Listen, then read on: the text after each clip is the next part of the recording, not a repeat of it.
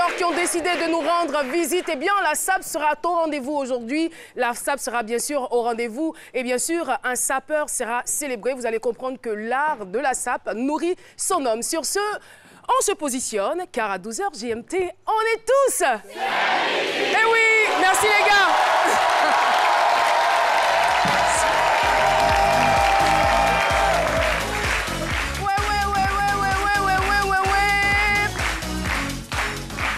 Pendant que nos sapeurs s'installent, eh bien, ce couple, il est quand même harmonieux, hein, voilà. Alors, on va vous demander, s'il vous plaît, de bien vous positionner pour qu'on vous voit. Vous êtes sûr que vous ne portez pas la veste de Marie-Paul, là? Non?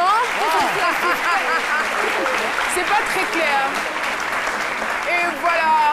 Voici ceux qui sont venus défier nos sapeurs. Merci beaucoup, Dr Philo et Marie-Paul Adjé. Et merci beaucoup à notre chaleureux public présent donc dans ce studio. J'ai envie de démarrer en vous disant bon début de semaine. Je suis sûre que le week-end, il a été top. Beaucoup de belles choses. Repos au rendez-vous, travail aussi, bien évidemment. Tout à fait. Et aujourd'hui, on va prendre des nouvelles de nos appels à témoins. Sinon, d'un appel à témoins, on va essayer de jouer un tout petit peu avec les internautes. Et pour finir, faire un petit cadeau de la part d'un internaute, justement, à une personne qui était dans ce public. Merci infiniment, Jessica Bamba. Et oui, Marie-Paul Adjé, c'est Mode Info. Aujourd'hui, on sera quand même dans votre élément, là. On parlera de la mode. Tout à fait. Et je suis très contente d'ailleurs. Aujourd'hui, dans ces mots d'info, il y a eu un événement de mode dont on a parlé. On est allé sur place. On a pris quelques éléments. Ce sera tout à l'heure. Merci infiniment. Philo, ai-je besoin de vous demander des nouvelles? Je sais que tout va toujours bien. Surtout quand on est bien habillé et quand c'est cher.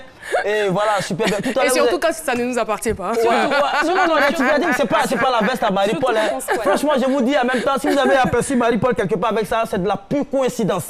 Voilà, ça m'appartient. Ça arrive. C'est de la pure coïncidence. Voilà, ok. Voilà.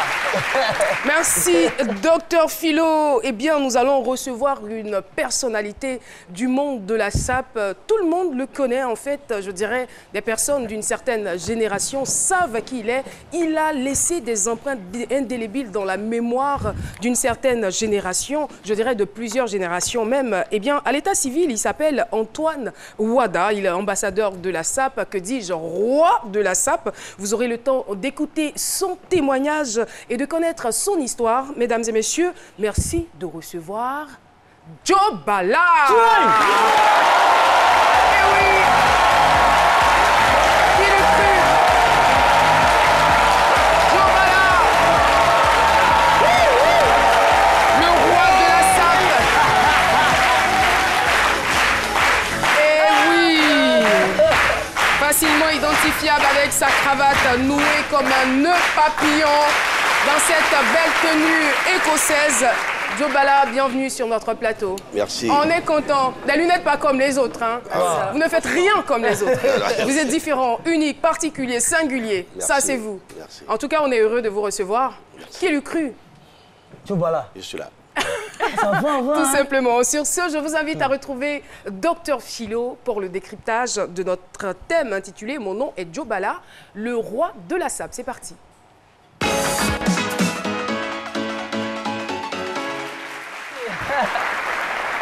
Waouh. Vous dites que le cru, Djobala ici à cette époque encore, on était dans les années, petits, les années 80. Et nos tontons parlaient de Djobala, c'est-à-dire quand tu es sapé d'une manière, on dit C'était Djobala. Djobala. C'est un mythe, c'est une légende. Oui, c'est une légende. Et puis Djobala a fait que à cette époque-là, les Ivoiriens ont commencé à adopter la SAP.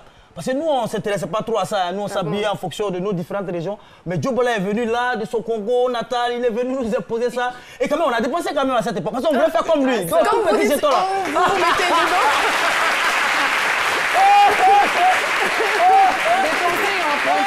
Tu veux savoir?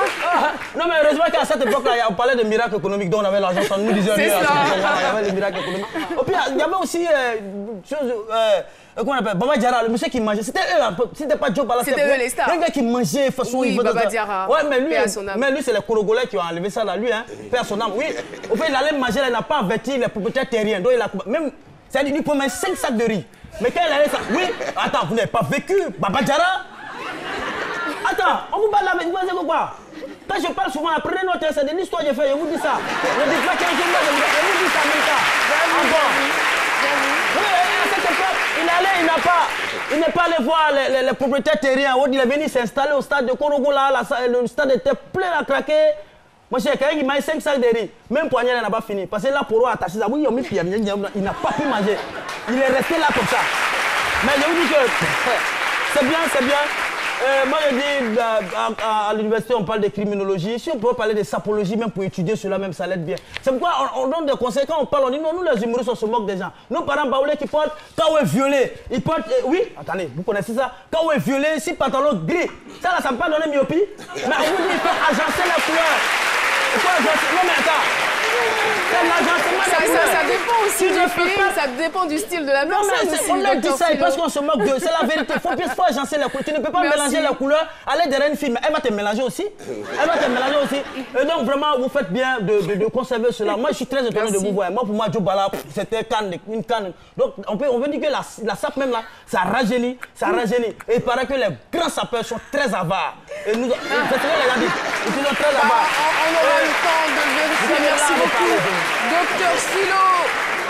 Allons-y tout de suite pour notre micro-trottoir. Avez-vous déjà entendu parler de Joe Ballard? C'est parti. C'est un homme qui s'habillait vraiment bien. On parlait de lui parce qu'il s'appelait, c'était un homme de la mode en tout cas. J'ai déjà entendu parler de lui. C'est un sapeur, un vrai acteur aussi. Voilà, j'ai pas trop d'informations sur lui, mais c'est que c'est un grand sapeur. J'ai entendu parler de Joe Ballard, c'est un sapeur, c'est un acteur, bon, il tourne dans les films. Oui, je connais ce dernier du nom de Joe Ballard. Il a l'habitude de tourner des films, des clips avec... il a même regardé son émission avec Poncho Legaté. Et c'est un sapeur, il a l'habitude de bien s'habiller.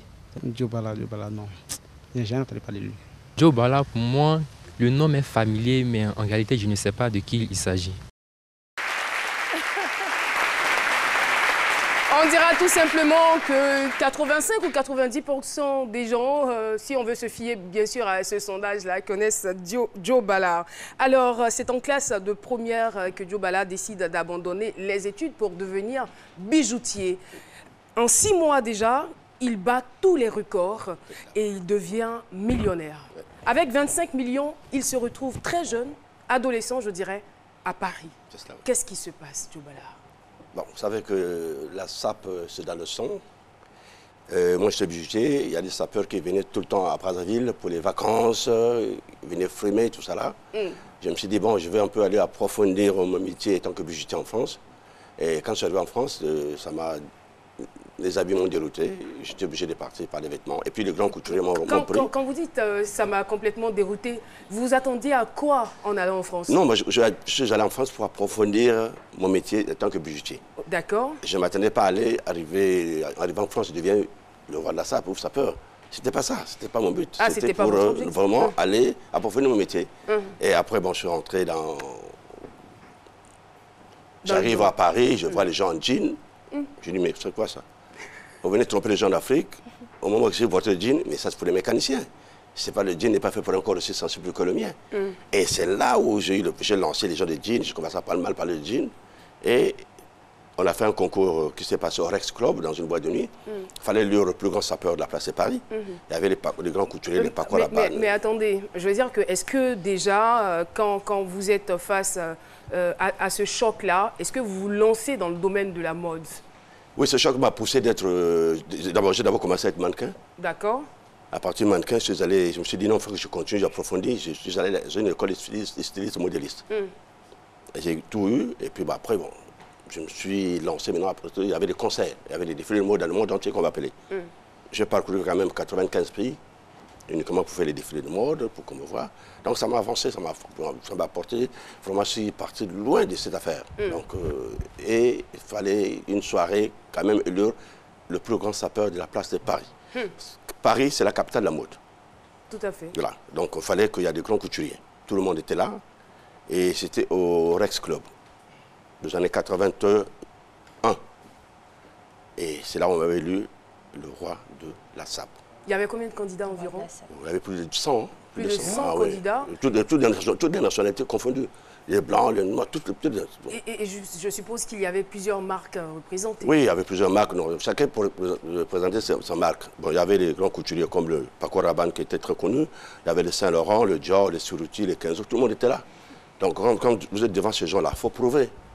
Bon, ils ne peuvent pas dire que vous vous réveillez le matin, que non, ils savent. Et moi, je suis arrivé presque, les gens étaient là-bas à 22h, 23h, c'était déjà plein. Moi, je suis arrivé à 2h du matin. Quand je suis arrivé à 2h du matin, j'avais acheté une marguerite en croco. Et dedans, j'avais mis des billets. C'est là où j'ai commencé, là où le farotage a commencé. Quand je suis rentré dans la boîte, et les gens ont annoncé mon arrivée, on a arrêté, tout le monde a arrêté la musique, il fallait me faire passer. Et moi, je suis arrivé devant ce jour-là, les grands couturiers, je commençais à jeter l'argent. Et j'avais une mallette qui m'avait coûté 10 millions dans le temps, en croco. Et puis le gars a dit arrêtez. Il est là le roi. Arrêtez seulement, arrêtez. Wow. C'est là où on m'a donné la couronne, le roi de la sape. Et la sape, c'est moi qui ai révolutionné la sape en France, c'est pas une autre personne. Alors, après donc ce sacre, le jeune bijoutier est devenu le roi de la sape. Après ce sacre, qu'est devenue votre vie? Vous savez que ma vie, c'est quoi? C'est beaucoup de voyages. Et puis je suis en train de remplir les stades. Dans tous les pays où je partais, je suis tout seul. Je te remplis le stade. Les stades là, je les remplis. Ils ne peuvent pas me voir. Donc ça m'a fait du bien, j'ai parcouru quand même. Et c'était quoi l'attraction? Vous remplissiez des stades? Vous payez le billet, c'est tout. En Afrique, ici? Ah oui, j'ai fait le Sénégal, la Côte d'Ivoire, Sénégal, Cameroun, Guinée, partout. Et qu'est-ce que vous proposiez à ces personnes qui se déplaçaient? Non, les gens venaient me voir. C'est tout. Wow. Ils venaient seulement me voir. Je peux remplir le stade ils venaient seulement me voir. Donc c'était pas possible. Donc des fois je m'assois, des fois je me dis mais Dieu est grand. Donc comme j'ai une personne qui me suit de très près, le prophète Danone, il est à Paris, il a la bouche à Saint-Denis. C'est lui qui me suit de très près. Donc ça veut lui, c'est une force. Quand vous avez une personne derrière vous qui vous soutient, qui vous donne la force, comme le prophète Danone. Par exemple, le prophète Danone, il me soutient bien, c'est grâce à lui que je suis devenu encore plus fort. C'est pour ça que je ne vieillis pas, c'est à cause de lui, à cause du prophète. Parce qu'il s'occupe bien de moi, il prie bien de moi, c'est une force. Vous savez que la sape, c'est quelque chose de... Il faut savoir que la sape, c'est la vie d'une personne. Quand vous êtes bien habillé, même si vous avez faim, vous n'avez plus faim. Wow.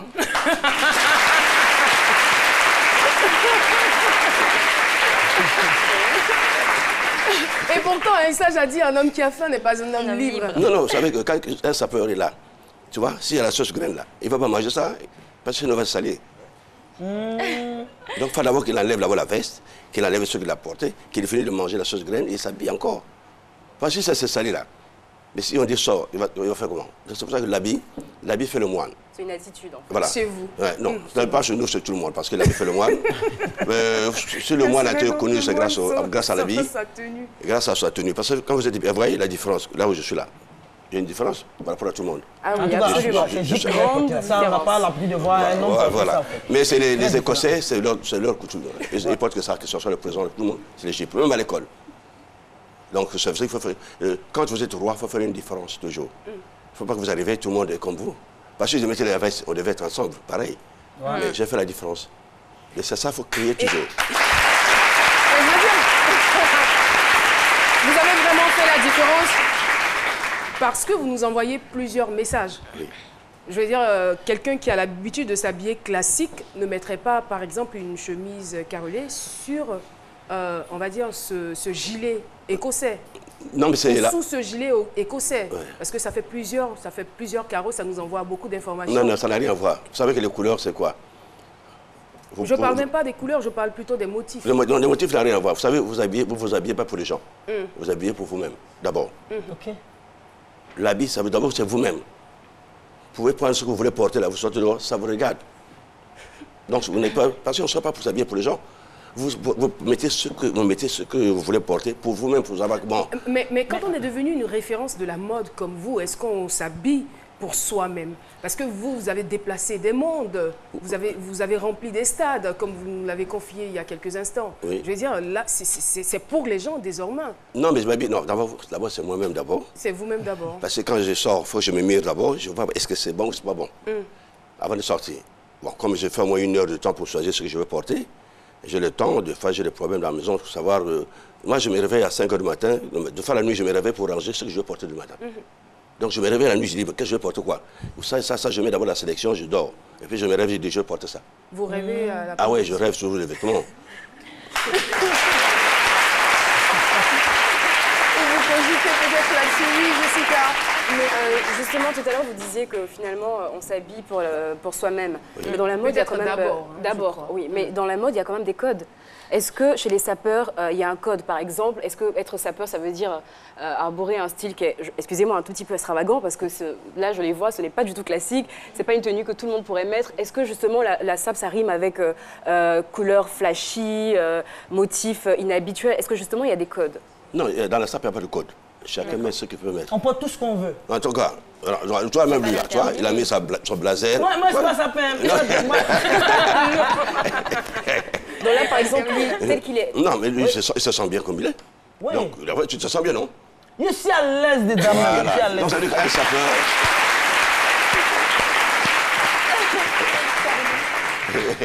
Pour vous dire qu'un sapeur, là où ils sont là, chacun porte ce qu'il a mis, ce qu'il a pensé, ce qu'il a rêvé de mettre.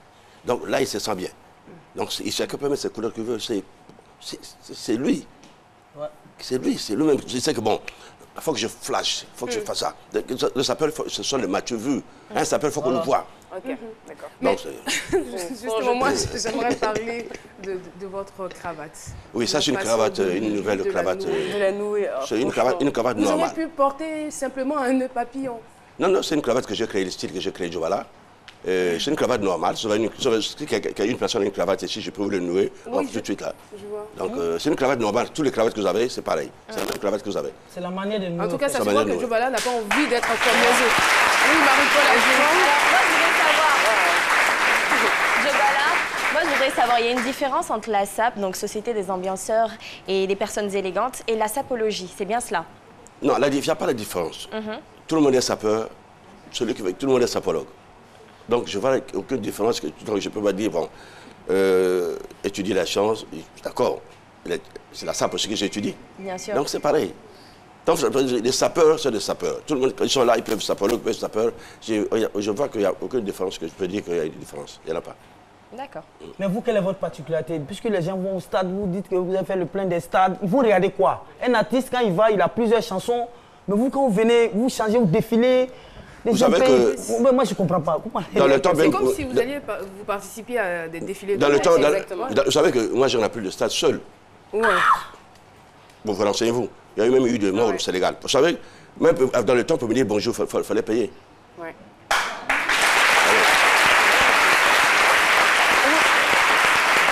Je dis bonjour, il fallait payer. Alors, Jobala, vous avez dit quelque chose qui m'a intrigué tout à l'heure. Oui. Vous dites qu'il y a eu même des morts au Sénégal. Oui. Je veux dire, quand on arrive quand même à déplacer des foules et qu'il y a ce genre d'incident, comment est-ce qu'on se sent après? Vous savez que dans la vie, bon, des fois, vous savez, moi, je prie beaucoup. C'est ça mon problème. Je suis arrivé au Sénégal pour la première fois. J'arrive au point de Centenaire. Il fallait défiler sur la tribune d'honneur, là. Et la tribune est tombée. Oh. Okay. Tu vois, il y a eu des blessés, des morts au Sénégal. Et il fallait reporter ça. Il y a deux stades au Sénégal. Il y a Demba Diop et Bamba Diop. J'ai rempli le Demba Diop seul. Le stade est rempli seul. Quand je sors comme ça, pas tu vois, l'orchestre, non. L'orchestre m'accompagne mais je me change. Au moins, voilà. Je fais le défilé seul. Je me change de 5 minutes, je peux me changer. 5 minutes seulement. Est-ce que vous savez combien de tenues à peu près vous avez mis lors d'un spectacle, à peu près? Non, des fois, vous savez, l'avantage que j'ai, il y a des tenues que j'amène. Souvent, il y a des tenues que je fabrique moi-même, que je portais, il y a des tenues classiques. Mais les classiques, quand je défile une fois, je donne ça au public. Quand je défile, je donne au public. Je jetais. Donc, les gens se battaient pour eux. C'est pour ça que le spectacle, il faut être drainé du monde, qu'ils viennent vous voir au spectacle, qu'ils repartent avec un souvenir. C'est ce que je faisais souvent. Des fois, j'amenais les valises, les vêtements, je jetais, je donnais à tout le monde. Et on vous taxe malheureusement de ne pas faire suffisamment la promotion de la sape africaine, sinon des tenues africaines. Qu'en dites-vous? Bon, vous savez que moi, je suis un artiste. Lui, c'est un artiste aussi. Tout à fait. Mais si les gens ne vont pas le voir, il ne peut pas se manifester. Moi, je suis là pour aider les Africains. Si les maisons qui fabriquent les pagnes, tout ça, viennent me voir, me contacter, me dire, Monsieur Jobala, je veux que vous portez nos pagnes. Je ne dirai pas non. Les Blancs se déplacent dans le monde entier pour venir me voir, pour que je porte les vêtements, parce qu'on me paye. Mais s'ils sont prêts, je vais enlever ça, je mets leurs vêtements, on lance le tissu africain. Merci beaucoup, Joe Ballard. En tout cas, c'est un véritable plaisir pour nous de recevoir ce symbole, cette icône de la mode, ce pionnier, en tout cas, qui a donné la main à plusieurs générations de sapeurs. Il est toujours là. En tout cas, Joe Ballard, on apprend avec vous. Et en même temps, on le sait, hein, s'habiller, ça coûte cher. S'habiller, ça coûte très cher, surtout quand on a un goût pour les marques comme vous. Et j'ai envie de dire, est-ce qu'il faut forcément avoir beaucoup d'argent pour être bien habillé? Oh, je ne crois pas. Je ne crois pas. Parce qu'actuellement, bon, l'essentiel que vous achetez, qu'est-ce qui vous va bien, c'est tout. Mais vous, par le passé, vous avez quand même investi beaucoup de millions. Non, pour arriver là où je suis, il fallait vraiment investir beaucoup d'argent. Parce que je ne me bats pas pour moi tout seul, je me bats pour l'Afrique. Il fallait quand même que le blanc sache que les Africains sont là puissants. Parce que je n'ai pas porté mon drapeau à moi tout seul. Il fallait prouver à ces blancs-là que les Africains sont plus forts qu'eux. Pourquoi il n'y a qu'un seul roi qu'un Africain? Pourquoi pas des blancs? Il y avait des grands couturiers comme les Saint Laurent, le Dior étaient là. Mais pourquoi que le noir? Il y a un Africain. Donc je porte le drapeau de l'Afrique. C'est pour ça que moi, l'Afrique, c'est pour ça que c'est l'honneur que j'ai fait pour avoir un roi uniquement africain. Et puis, c'est à partir de là qu'on m'a mis dans le dictionnaire. Tout à fait. Dans Hachette, oui. Depuis 92 d'ailleurs. Ouais, depuis 92, vous tapez Joe Ballard, même sur Internet, bah voilà, vous l'aurez. Franchement. Et aussi dans Hachette. Allez, Jessica. Alors moi, ce que je veux savoir, c'est que pour la plupart des personnes, la SAP, ça rime forcément avec vêtements de qualité, donc par ricochet, vêtements qui coûtent cher. Aujourd'hui, la plupart des sapeurs veulent s'habiller chez des grands couturiers. Est-ce qu'il faut obligatoirement aller vers un grand couturier ou avoir des tenues de marque pour être considéré comme un sapeur? Parce qu'effectivement, c'est une véritable science. Hein. C'est pour ça que vous êtes là et je veux vraiment comprendre. Oui, vous savez qu'en Afrique, il y a des bons couturiers ici qui peuvent faire des costumes comme en Europe. Donc, je souhaiterais que nos Africains sachent aussi, apprennent aussi beaucoup de choses. À coudre comme eux. On n'a pas besoin de manger parce qu'il y a des beaux tissus. Vous prenez un tissu, vous allez voir un tissu. Parce que sur mesure, c'est plus cher qu'importé. Voilà. Sur mesure. Enfin, vous avez, je vois qu'en Côte d'Ivoire, il y a des bons tailleurs qui couchent bien. Vous voyez, il y a des modèles, c'est simple. Donc ça veut dire que ce n'est pas question d'avoir beaucoup d'argent pour s'habiller. Mais non, c'est difficile parce que dans le temps, nous, il fallait mettre beaucoup d'argent pour porter le drap. C'est un fardeau que j'ai porté pour arriver là où nous sommes. Tu vois, il fallait payer des choses vêtements chères pour lancer l'Afrique. C'est un travail. Et là, on est parti. Si ce n'est pas indiscret, est-ce qu'on pourrait savoir combien coûte la tenue que vous portez? La tenue jusqu'aux chaussures. Hein? Non, la chaussure que vous voyez là. Est-ce qu'on peut faire un gros plan sur la chaussure quand même? Cette chaussure-là, on ne la vend pas. C'est sur commande. Ah. Ah bon? Ouais. Même les grandes maisons qui fabriquent les chaussures ne peuvent pas vendre ça parce que c'est interdit. D'accord. Et pourquoi? Parce qu'il y a des écailles. Ouais, pour les animaux, parce qu'il y a des écailles devant. Écailles de crocodile. Crocodile. Je pense un peu à Bouliga. Il nous a dit que sa chaussure, le coût de sa chaussure faisait le 3e pont. Le budget du 3e. Donc ça coûte combien? Oh, 20 000 €. Ça fait combien? Ça, c'est seulement la chaussure. Non mais justement, lorsqu'on investit des sommes, lorsqu'on investit de telles sommes pour des vêtements qui finalement peut-être sont des vêtements de collection, est-ce qu'il y a des retombées financières parce que vous avez investi beaucoup d'argent? C'est vrai qu'aujourd'hui vous êtes en table Joe Ballard, vous avez tout le prestige qui va avec, mais financièrement, comment est-ce que vous vous portez aujourd'hui? Les retombées, c'était quoi? C'est les voyages qui m'a beaucoup rapporté d'argent.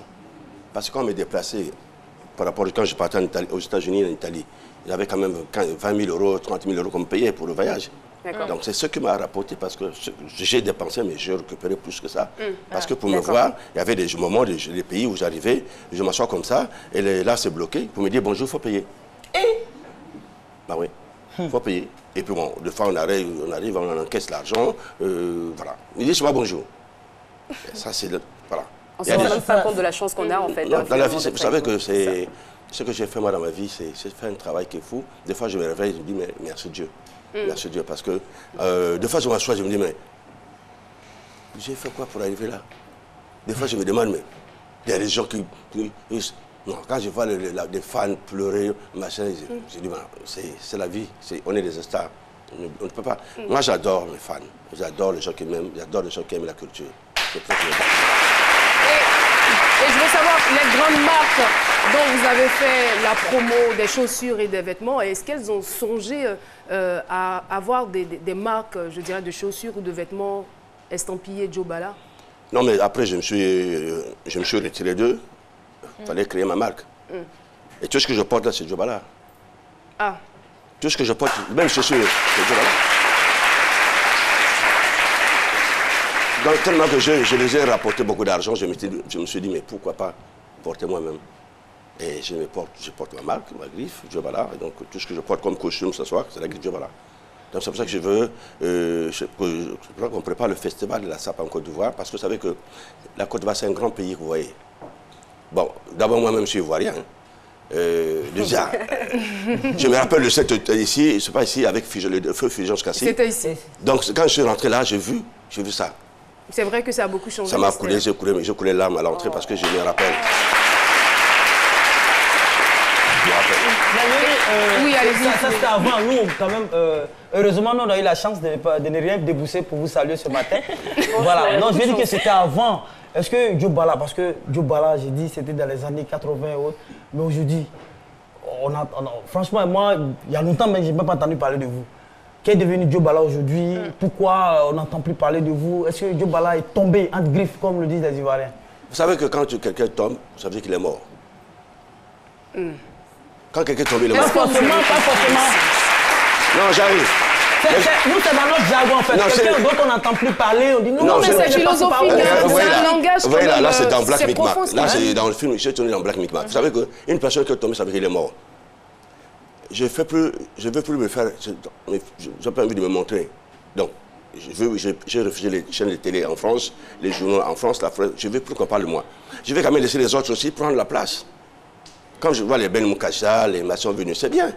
Mais il faut laisser aussi la place aux autres. Hein? Donc vous êtes à la retraite? Non, il n'y a jamais eu de retraite. Dans la SAP même à 300 ans, hein, vous êtes tous sapeurs, parce que jusqu'à la mort.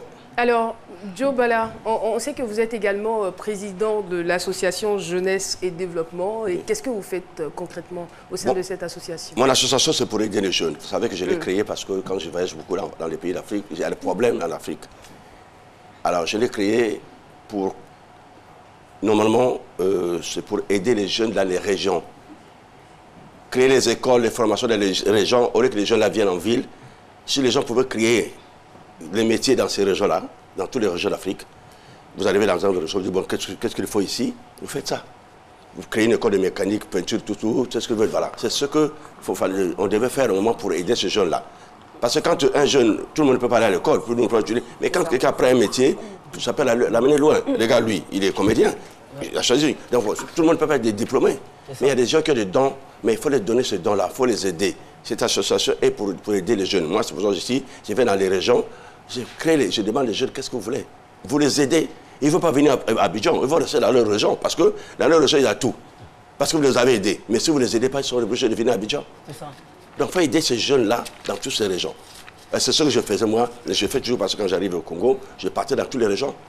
Je demandais aux jeunes, qu'est-ce qui ne va pas? Il y a ça et ça. J'ai dit, bon, vous allez faire tout ça, oui. Voilà. Il faut les aider. Si vous ne les aidez pas, bon, ils vont venir en ville, il n'y aura plus de place. Oui, Jess. Mais justement, cette information, je trouve qu'elle tombe à pic. Qu'est-ce que vous pensez justement de ces jeunes-là qui ont envie de faire comme vous, qui s'endettent, qui parfois ne mangent même pas et qui prennent tout leur argent justement pour acheter des tenues de luxe pour pouvoir faire partie justement des sapeurs? Je ne crois pas que les sapeurs ne mangent pas. En tout cas, je pense qu'il y en a qui investissent. Moi, je crois que les sapeurs ne mangent pas parce qu'ils n'ont jamais faim. Tant qu'on est sapeur, on n'a pas faim. N'est-ce pas? Vous savez, moi, quand je vais sortir, là, je ne mange pas parce qu'il faut que j'ai la taille. Waouh. Donc, il faut que mon ventre soit bien là. Même si je respire mal, mais je respire quand même. Mais la sape, il faut que ça soit toujours dans le corps. Ouais, donc les sacrifices sont bons? Non, mais il y a toujours des sacrifices. Ils sont là. Des fois, il est là et il n'a pas mangé, mais il va acheter une paire de chaussures pour porter. Ouais. Parce que c'est important. Parce que le sous-bassement, c'est les chaussures. Donc, tu vois, quand tu tapes là, il écrase un peu la poussière. Là. Donc, il remonte le bonne chose. C'est ça, les affaires. Certainement la dernière question avec Marie-Paul. Alors, Joe Bala, moi, ce que je veux savoir, c'est quelles sont vos plus grandes satisfactions dans votre parcours de roi de la SAP? Le parcours, parce que les gens m'aiment beaucoup.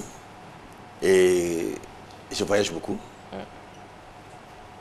Parce que comme lui dit qu'on ne m'entend plus, mais quand j'arrive dans n'importe quel pays, que ce soit en Europe, quand on annonce Djobala, tout le monde vient. Parce que j'ai marqué le nom. Ce nom, ce n'est pas seulement l'Afrique, c'est dans le monde entier, on me connaît. Donc, quand j'arrive aux États-Unis, les Américains sont devenus fous. Donc, les gens pleurent. Donc, je termine rapidement, Caroline, si vous me permettez. Je veux savoir, vous avez parlé tout à l'heure de votre style vestimentaire, vous avez dit que vous êtes habillée en Djobala. Si moi, pour mon fiancé Philo, je veux acheter des vêtements Djobala, où est-ce que je me rends? Bon, pour le moment... Demande l'argent, elle peut écouter.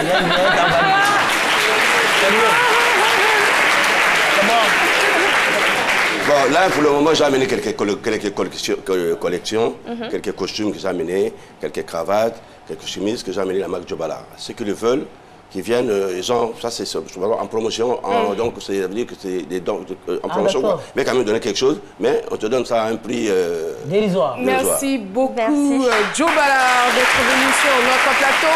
Et on se souvient quand même, quand on était très petit, il y avait des cahiers, voilà, des cahiers où on avait les photos de Djobala, pour dire que c'est pas n'importe qui que nous recevons aujourd'hui sur notre plateau. Hein. Il a aussi joué dans le film Black Micmac, on s'en souvient. Bien évidemment. Vrai, en tout cas, merci d'avoir accepté notre invitation. On est très, très contents. Et puis, on kiffe grave à la SAP. Et oui, que dit le sage au sujet de notre invité? On le retrouve tout de suite, le sage Cassie.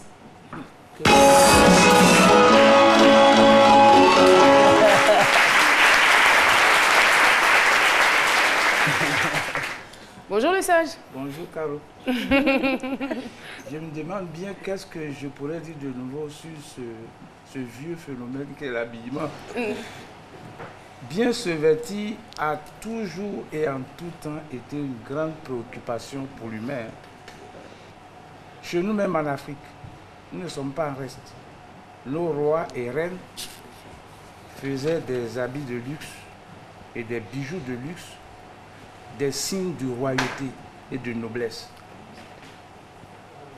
Un digne fils d'Afrique, M. Antoine Wada, alias Djobala, il n'a pas failli.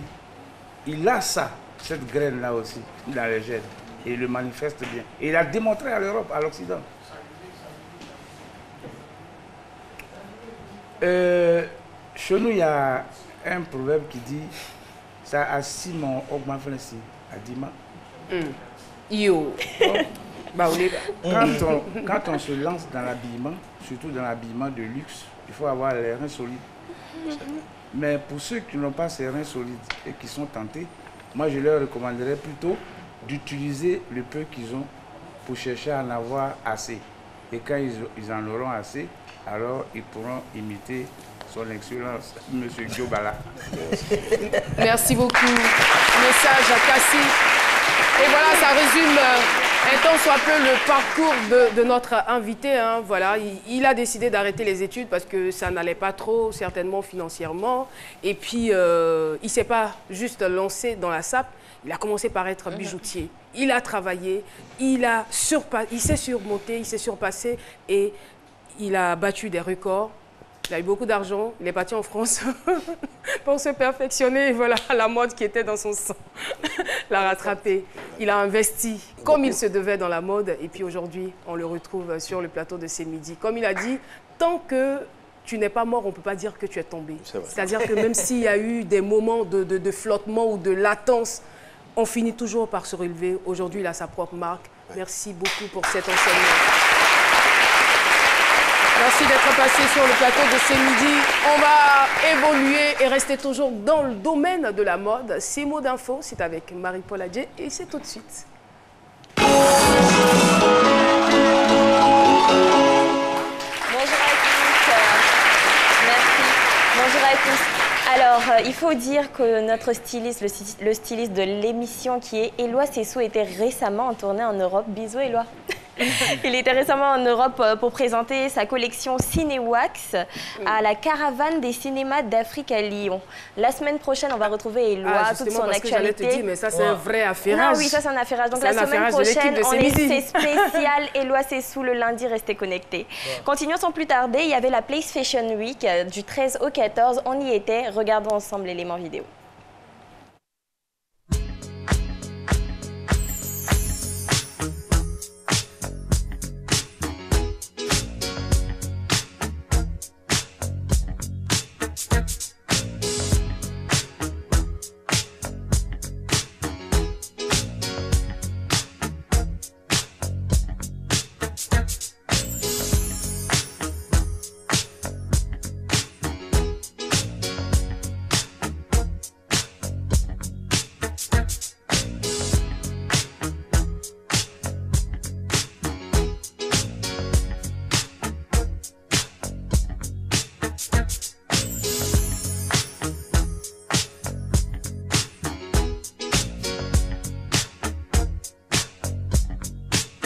Salut Dra. Bonjour. Alors, Dra, quelle est la collection que vous avez présentée tout à l'heure? C'est une collection qui s'appelle Pressé Sacan. Elle est faite de paille de centre du pays de chez nous. C'était pour valoriser notre culture. Donc voilà, c'est hommage à notre nation ivoirienne.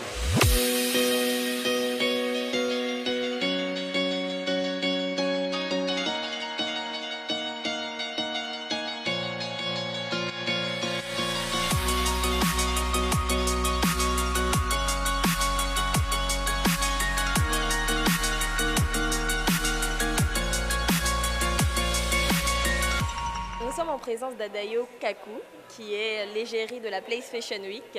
Alors, vous faites 1 mètre combien? Parce que quand je vous vois là... Je fais 1 mètre plus 1, c'est-à-dire 2 mètres. Alors là, vous allez vous arrêter.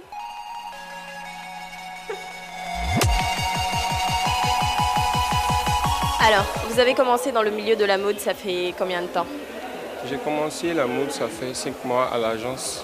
C'est une nouvelle agence qui fait ses débuts.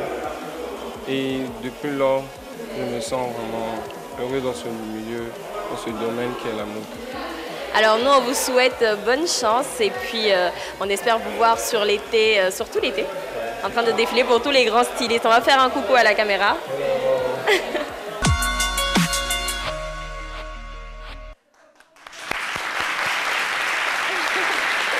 J'étais là, le mannequin il était là.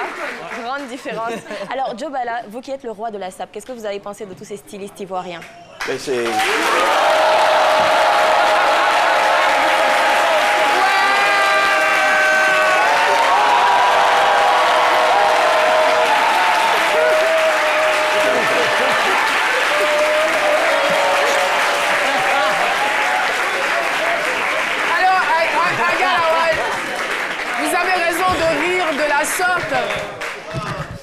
Le sapologue. Mais est-ce que c'est pas toi-même qui a créé la SAP? Tu sais, Caroline,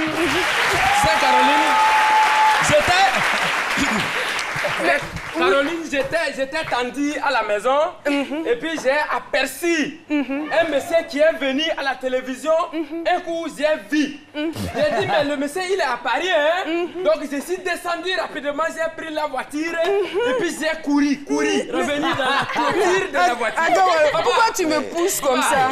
C'est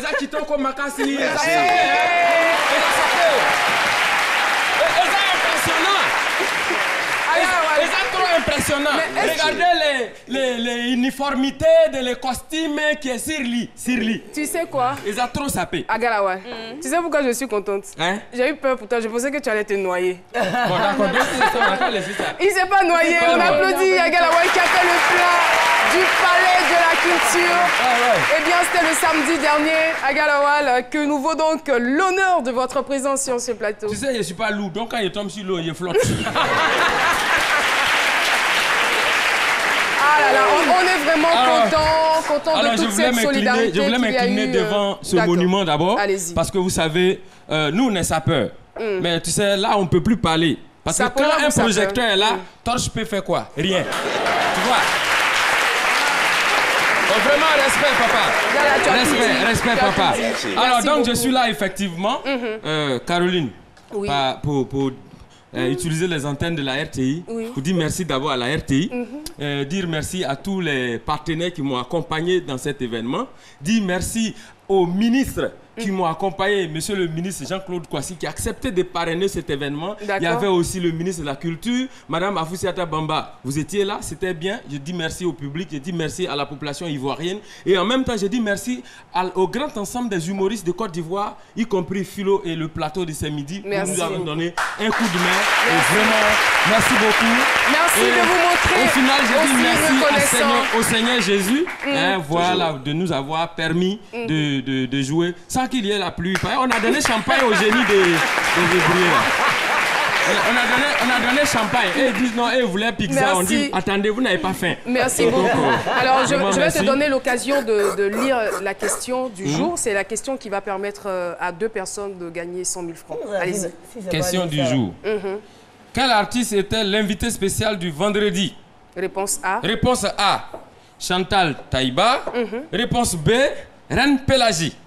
c'est pas terminé. Envoie donc A ou B au 98 133 pour tenter de gagner 100 000 francs. Eh bien, on a les noms des gagnants du jour. Niabo Armand, vous avez 100 000 francs. Thierry CI Narcisse, 100 000 francs. On les recevra peut-être avant la fin de cette émission. On va retrouver donc... on va retrouver Jessica Bomba.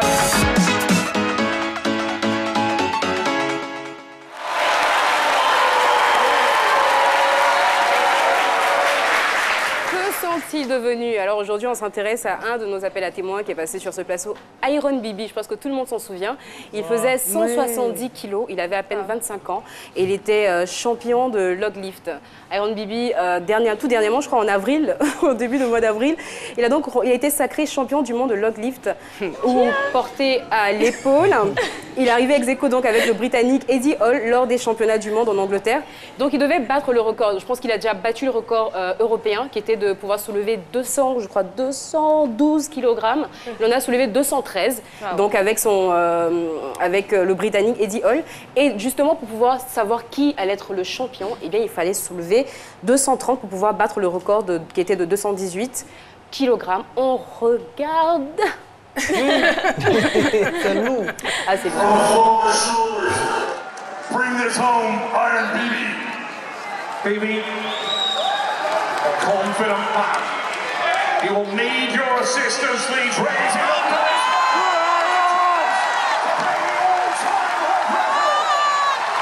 Oh no, he is a monstrous presser. Look at this. Absolute domination of the walk to that point. Oh, yes! Bibi! Power playing that. Huge weight. Now just short. For appreciation from the crowd here on the first direct for Iron Bibi. Alors, vraiment. Alors pour remporter la victoire, justement, il fallait réussir à porter ces 230 kilos et tous les deux, ils n'ont pas réussi, donc ils sont arrivés ex aequo. Mais c'est quand même impressionnant d'avoir réussi juste à porter ce truc-là. Je ne sais pas comment ils font. Voilà, en tout cas, nous, on se réjouit quand même de l'avoir reçu sur le plateau. Oui, adorable, vraiment. Ça nous fait toujours plaisir. Lorsque nos invités font des prouesses. Des prouesses. Donc, Iron Bibi, sacré champion du monde, champion du monde de log lift. Mes mots m'en tombent. Alors, on part tout de suite avec Jean-Michel Honin qui nous fait des prouesses tous les vendredis. Ça donne ça. Taïba, Marie-Thérèse Chantal. Il en ressort le terme orchestre. Le deuxième, Béthania, c'est en grec, ça veut dire maison de l'affligé. Le troisième, c'est bataille. Et le dernier, un mot en baoulé, même si vous êtes Cromen, on va quand même essayer quelque chose d'autre. Ça veut dire, je vais dire. Ernest Ducou, j'en ressors des termes en néerlandais. Le premier, c'est tekens, qui signifie signe, symbole. Et le deuxième, si ma prononciation est bonne, c'est dour, qui signifie cher et coûteux. Ouéji, Tabou, Brigitte. Il en est ressorti quelques mots-clés au nombre de 3. Le premier, c'est attitude. Le deuxième, c'est en BT, au gribo. Je ne sais pas si je prononce bien, mais ça veut dire son foyer. Ou au gribo. Ou au gribo. Ah d'accord, son foyer. Et pour terminer, bijoux. Voilà. Bijoux. Le troisième cas. Alors tous les vendredis, on est impressionné par la bio décalée de Jean-Michel Honin. Est-ce que vous avez déjà pensé à vous essayer à faire ça chez vous à la maison? Oui, non, bah justement, je vous en donne l'opportunité. Essayez de nous faire un truc similaire. Essayons en tout cas avec le prénom de Caroline, enfin tout le nom de Caroline Da Silva. Et vous nous envoyez... Da Silva, c'est avec Y et c'est collé. Oui, c'est voilà. Non, justement, c'est pour rappeler parce que des fois, on écrit Da Silva avec un I. Bah écoutez, essayez, exercez-vous à la maison, envoyez-nous toutes vos réponses, inbox sur la page Facebook de C'est Midi. C'est Midi, non mais je perds mes mots aujourd'hui, c'est pas ce qui se passe. Non mais ça arrive. Il y a des jours comme ça. Voilà, et puis la semaine prochaine, ce sera un plaisir justement de les lire et pourquoi pas recevoir les félicitations de Jean-Michel Honin lui-même. On va voir les vrais biodécaleurs. Franchement. Merci beaucoup, on a été en compagnie du collège Sainte-Adjoie Fadette de Yopougon et aussi de l'Institut Fama. Institut Fama, c'est vous. Merci d'avoir été des nôtres. Niabo Armand, est-ce qu'il est là? Ou je ne sais pas si Thierry CI Narcisse. Niabo Armand, c'est vous? Voici votre enveloppe, Dr Philo. Oui. Remettez-lui son enveloppe, s'il vous plaît. Félicitations. Félicitations, merci. Au nom de votre enveloppe.